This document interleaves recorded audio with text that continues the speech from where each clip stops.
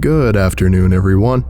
My name is Dr. Miller, and the SCP we're going to be looking at today is SCP-3663.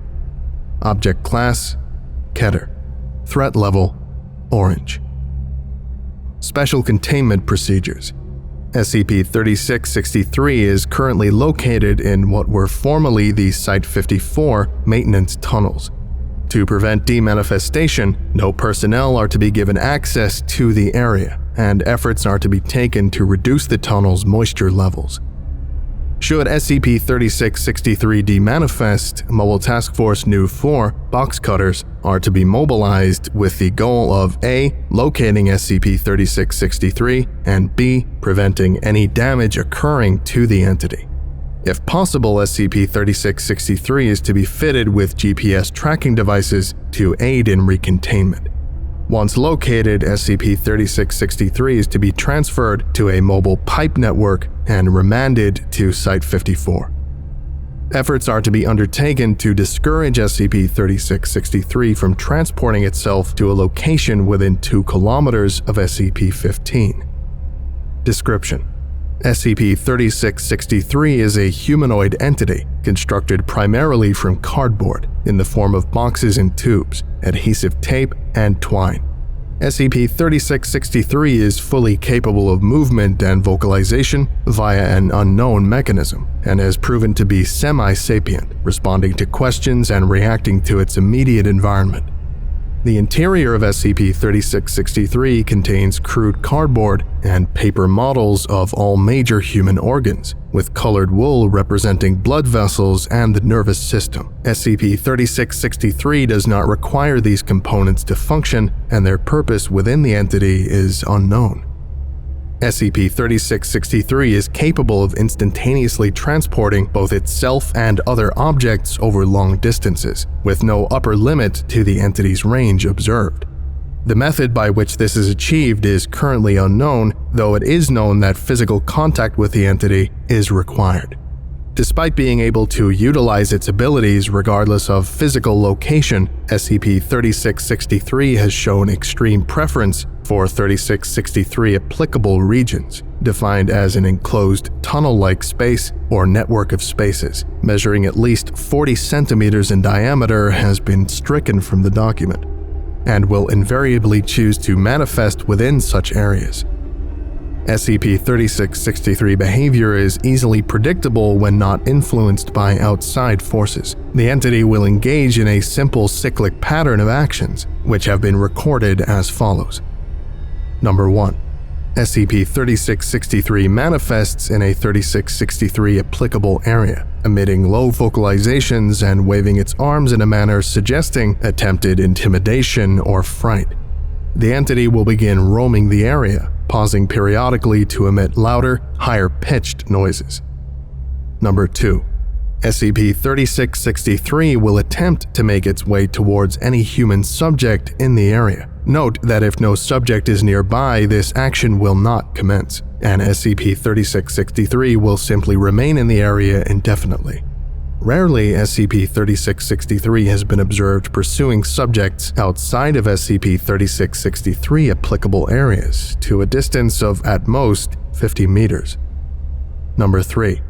The subject is gripped by the entity and experienced heightened apprehension and/or paranoia.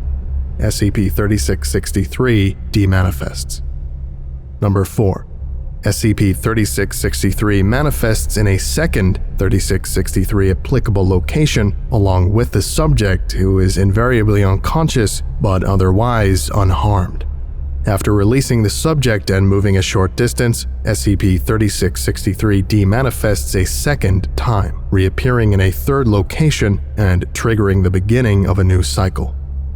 If at any point during this cycle SCP-3663 is damaged in such a way as to inhibit movement or is moved more than 50 meters away from an SCP-3663 applicable area, it will instantaneously demanifest, returning to the beginning of a new cycle in a repaired state. Small changes, such as minor cuts or tears, will not trigger this effect.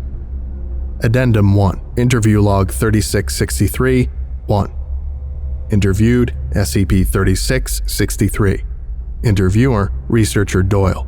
Forward. The following interview is conducted via two-way audiovisual recording systems embedded within a makeshift interview chamber located inside SCP-3663's central containment area, formerly the Site-54 maintenance tunnels. Begin log. Hello, SCP-3663. I was wondering if... The tunnel monster. I'm sorry? I'm the tunnel monster. Not SCP-3663. The tunnel monster. That's me. I see. So, tunnel monster. Why do you do what you do? Moving people around, I mean. The tunnel monster captures people. That's me. I'm the tunnel monster. I capture people, and I take them into the tunnels where I live. In the tunnels. The pipes. I'm the tunnel monster. I understand that, but what do you hope to achieve by doing it? You seem to pick your locations at random, so it seems to me that you're not really making much of a difference. You could just as easily... Please stop. It's what I do. I have to do it. I am the tunnel monster. It's me. Please stop. What? We're trying to help you here. You can't want to spend all your time underground. We can get you set up here with your own room. You wouldn't even have to crawl about in those dirty pipes anymore. Doesn't that sound nice? What do you say? Please. I'm the... SCP-3663 pauses for approximately 5 seconds. The tunnel monster. I don't want to do this. It's what I do. I have to do it. I'm the tunnel monster. I do it. I'm the tunnel thing, the tunnel monster. 2 wet patches are observed forming on SCP-3663's face. In the pipes. Hiding in the tunnels. Going to get you. I have to do it. Please. SCP-3663 front surface begins to lose structural integrity due to accumulated water damage. Please. I don't want to play anymore. I'm the monster. The tunnels. I'm the... Oh. That will be all for today. Thank you. End log. Due to the possibility of severely damaging SCP-3663 to the point of initiating a new cycle and a breach of containment, no further interviews are being scheduled for the foreseeable future. Addendum 2. Event 3663 Delta. On 20, SCP-3663's behavior diverged briefly from established patterns.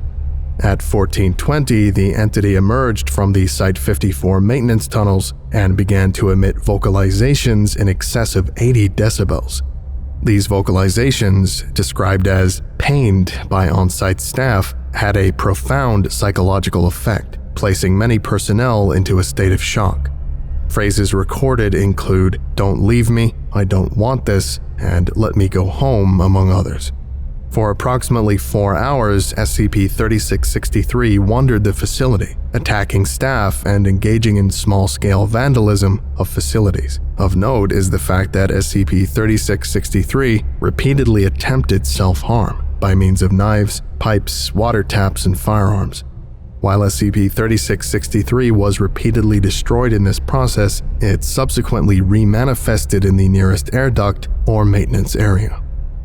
Following the event, 2 bodies of former personnel were recovered from within Site-54. Autopsies showed the cause of death was a buildup of paper residue or wood pulp in all major blood vessels, as well as sinuses, ear tubes, and the majority of the digestive and respiratory systems.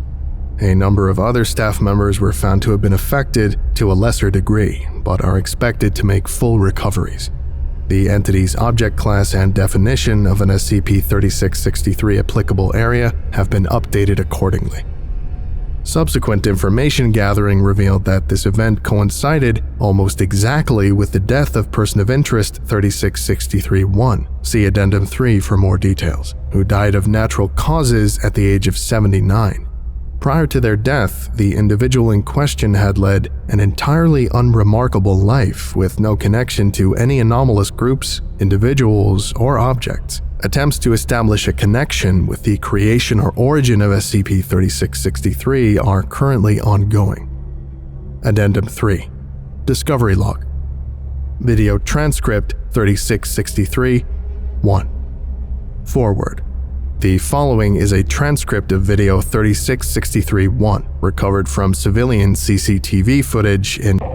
The footage displays the first recorded evidence of SCP-3663's existence prior to this date. No records, sightings, or physical disturbances suggesting anomalous activity relating to the entity have been found. Begin transcript. 1522-0809-1979. Midnight. 2 young children, both males between the ages of 8 and 12, are seen playing in an abandoned construction yard. One, designated person of interest 3663-1, is running from the other, designated person of interest 3663-2, who is wearing a crude cardboard suit resembling SCP-3663. 023. Both individuals leave the camera's view briefly before returning. The game they are playing seems to revolve around 2 chasing 1 through an unfinished water drainage system. POI 3663-2 repeatedly grabs 1 and attempts to pull them deeper into the tunnel. Likewise, POI 3663-1 uses a number of make-believe weapons to fend off the assaults. 0104. The sky is observed darkening slightly as POI 3663-1 trips on a length of pipe. POI 3663-2 is seen speaking, grabbing 1 and pulling them upright. POI 3663-1 pushes them away, apparently angered. POI 3663-2 steps backward as if struck. 0130. POI 3663-2 begins to shudder while the visible sky continues to darken. Note that no anomalous weather patterns were recorded during the period of time in question. POI 3663-1 clutches at their head, pointing at POI 3663-2 and shouting. Both children appear extremely distressed. 0150. POI 3663-2 tries and fails to remove the upper portion of their suit. 0249. Camera visuals are lost, replaced by static. A continuous hum is heard. All other electronic devices in a 200-meter radius are also recorded to have failed simultaneously. 0412. Camera visuals return. Neither individual is in view, and no additional anomalies are observed. 0608. SCP-3663 is seen walking past the camera. The entity shudders briefly, clawing at its face before demanifesting. End transcript. POI 3663-1 was later found lying unconscious in a disused subway line over 4,000 kilometers away. They displayed no memory of either SCP-3663 or person of interest 3663-2 and claimed to have been playing alone. Societal reintegration of the subject occurred with no complications. To date, neither person of interest 3663-2 nor any record of their continued existence have been recovered. This concludes today's lecture. Thank you for listening, if indeed you still are, and you are all dismissed. Goodbye.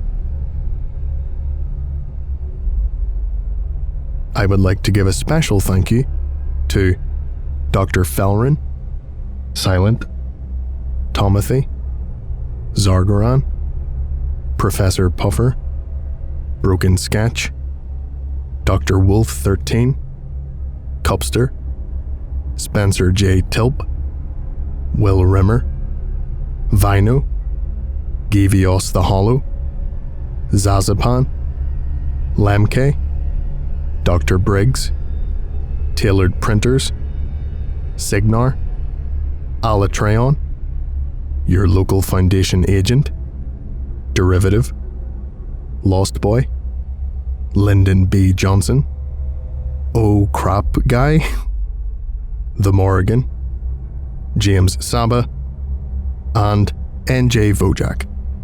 If you would like a special thank you at the end of each of my videos, and some other cool stuff as well, visit patreon.com/TheVolgun. Thank you.